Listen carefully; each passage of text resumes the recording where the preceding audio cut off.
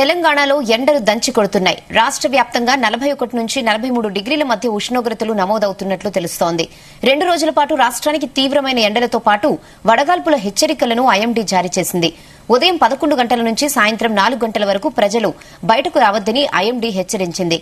ఇక వడగాల్పుల తీవ్రత అధికంగా ఉండటంతో ఈ రోజు పలు జిల్లాలకు ఆరెంజ్ అలర్ట్ కూడా జారీ చేసింది.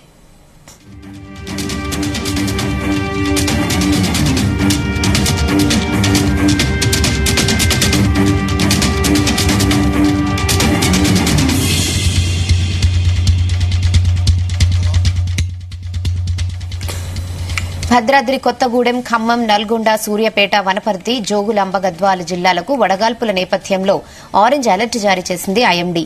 ఇవాళ వనపర్తి, జోగులాంబ, గద్వాల జిల్లాలో అక్కడక్కడ వడగాల్పులు వీచే అవకాశం ఉండటంతో ఎల్లో అలర్ట్ జారీ చేసింది. మరోవైపు ఈ రోజు నుంచి రాష్ట్ర వ్యాప్తంగా వాతావరణంలో భిన్న పరిస్థితులు ఏర్పడే అవకాశం ఉందని తెలిపింది వాతావరణ శాఖ.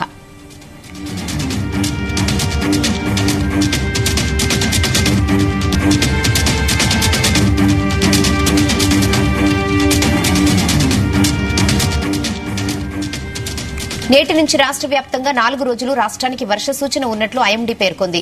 ఉరుములు, మెరుపులతో కూడిన తేలికపాటి నుంచి మోస్తరు వర్షాలు కురిసే ఛాన్స్ ఉంది. ఉరుములు, మెరుపులతో పాటు గంటకు 30 నుంచి 40 కిలోమీటర్ల వేగంతో ఈదురు గాలులతో కూడిన వర్షం పలు జిల్లాల్లో కురిసే అవకాశం ఉంది. ఆదిలాబాద్, కొమురం భీం, ఆసిఫాబాద్, మంచిర్యాల, నిర్మల్, వికారాబాద్, జగిత్యాల, కామారెడ్డి జిల్లాలకు వర్ష సూచనలతో ఎల్లో అలర్ట్ జారీ చేసింది ఐఎండీ.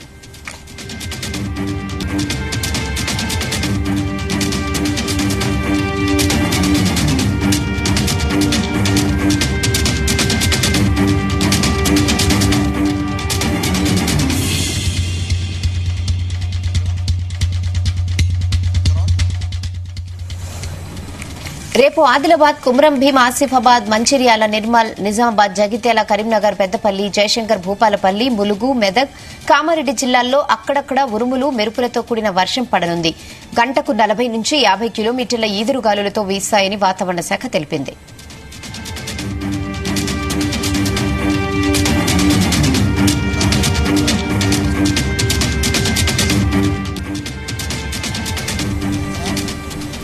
ఇదే విషయంపై మరిన్ని అప్డేట్స్ మా ప్రతినిధి శ్రీకాంత్ అందిస్తారు. శ్రీకాంత్,